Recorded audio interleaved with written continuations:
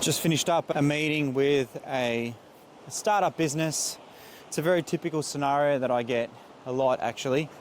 It's a startup business, but he's been doing this for quite some time. He's in the bathroom renovation space.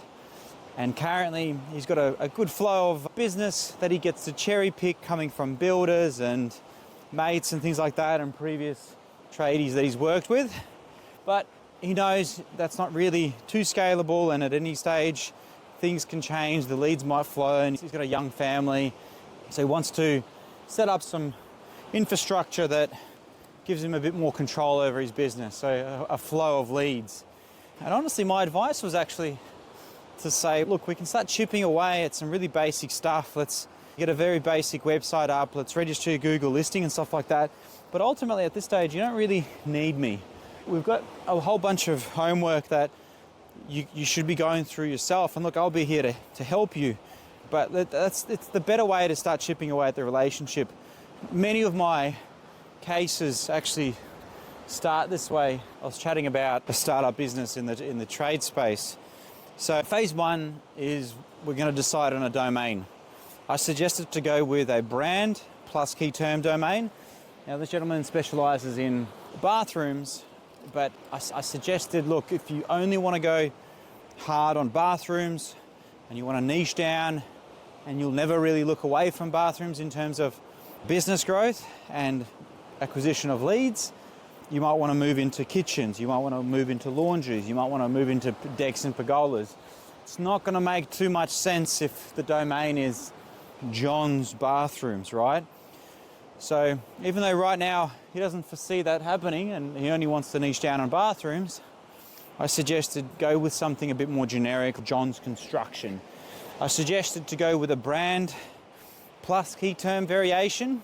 A lot of people, when they get into this business, they're like, oh my God, this domain is available, which is bathroom-renovation without the S-Melbourne because the renovations was taken. Right, and they pick up this domain which looks like you're in a rush, but you're like, oh my God, I'm going to rank at the top of Google real fast because I've got the keywords in the domain. And look, from an SEO perspective, there is a micro truth there. But in the long story of it all, you want Google to start, you want to build trust with Google with your brand name. Stella, are you serious? So you want Google to know that John's Bathrooms or John's Built, or Built by John is the brand, because that shows Google that, hey, there's something important with this brand. People are looking for the brand, and that's what gets you more attention from an SEO perspective, but also from a marketing and branding perspective. It's going to be really hard if someone's having recommending you at a barbecue and they're like, yeah, his domain is this, and they're basically saying, yeah, Bathroom Renovations Melbourne is his domain. What's going to happen? They're going to Google that. They're going to find all of the other 1,000 bathroom renovators that are at the top of Google that have had websites for a lot longer than yours, which means their SEO is going to be a lot more powerful. They're not going to find you, basically. But John's Bathroom Renovations, that's probably quite a common one as it is, has a higher chance. I suggested to go with a brand plus keyword domain. I also suggested to go with something with a broad John Builds, or Built by John, if his name was John, basically. But something generic that also has if the company does test and tag, they're actually doing electrical maintenance, and that's the broader key term. So I would be getting a domain that's a bit more broader that allows me to have options. If I'm just doing split system air conditioning installer, guess what? It's going to be a bit hard for me to start talking about EV chargers and installations and things like that when my aircon installer is in the initial URL. Hope that makes sense. In this case, I actually suggested you need to get to phase one. Phase one is some sort of a brand presence. I suggested to jump on Wix.com, take out a trial.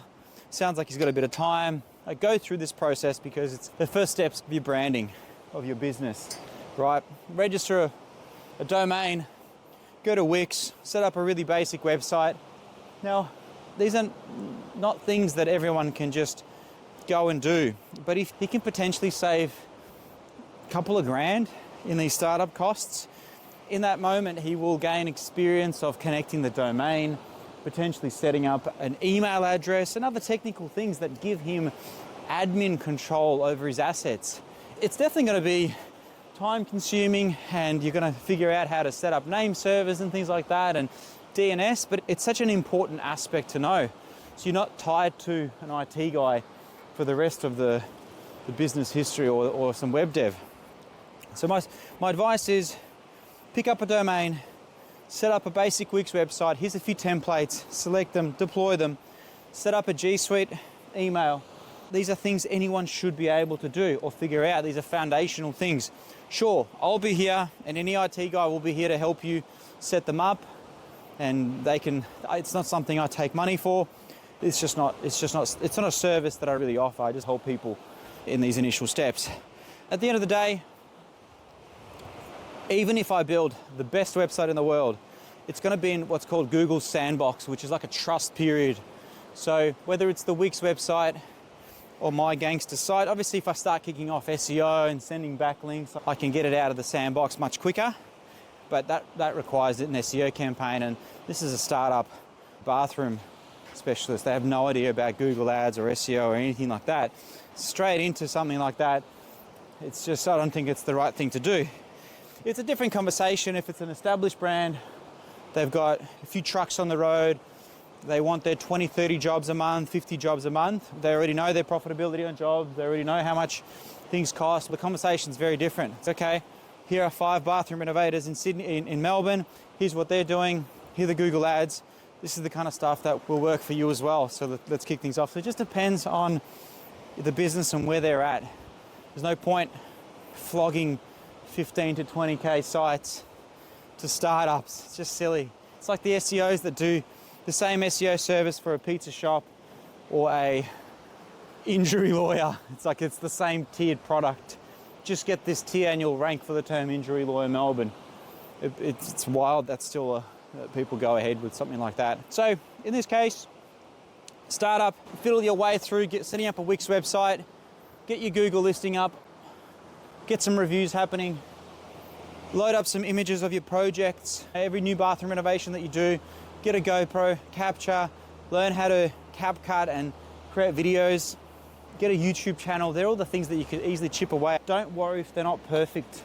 Everyone that starts up a business, these days your website will be far superior to those even 10 or 15 years ago that paid for a designer, because you've got the awesome Wix and Weebly Squarespace templates to choose from. Just fill in your services and things like that.